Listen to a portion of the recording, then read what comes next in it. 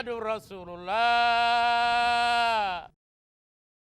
I was invited later on in that year to attend what's known as the Jalsa. So it's a big meeting, it's an international meeting of all Jamaat members from around the world. Yeah. And this used to be held at Tilford in Surrey, in the UK. Yeah.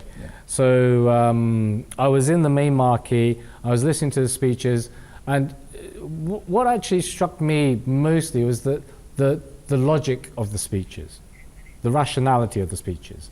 And at that point, I kind of, went out to get some drinks or whatever from the main marquee, right. The Jalsa Gah. And then I heard this kind of like, this shouting, Allahu Akbar, Takbir, Takbir, and I don't know what all this commotion was going on about. I wasn't aware of what Takbir meant. Yeah. So anyway, I came back into the Jalsa Gah and I asked the guy on the door, I said, what's happening?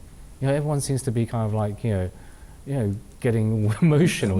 Why? Yeah. And he said, look, we're seeing the fulfillment of a prophecy here. Right. That kings will come to seek blessings from his cloth. Yeah. And on the stage was the fourth Khalifa, right. with an African king. So,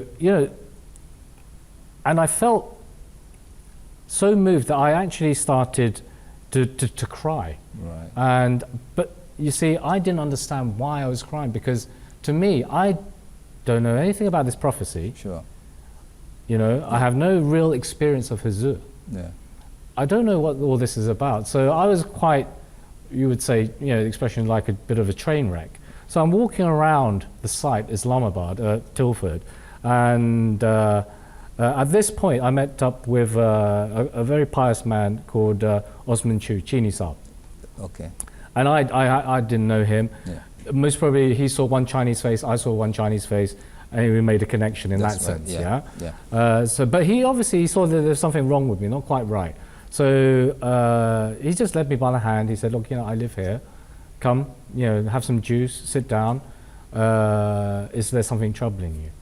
And so we went back to his house, and I related what was happening. Yeah. And he said, I'm very lucky to be here.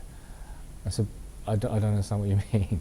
Really, I don't. Yeah. I said, because what I've actually a party to, I think, is something is you have within you a little spark, and that spark is called Iman, faith. And that has been sparked in you today. And I said, why? What's all that about? I said, well, look, it's quite logical.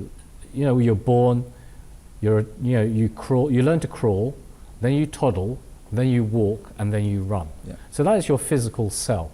Yeah. You also have a moral self, right. and you have a spiritual self. Okay. 3 things within you.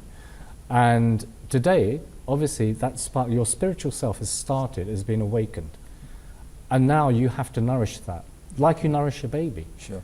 So, this was so I started to have an understanding of what these feelings were, really.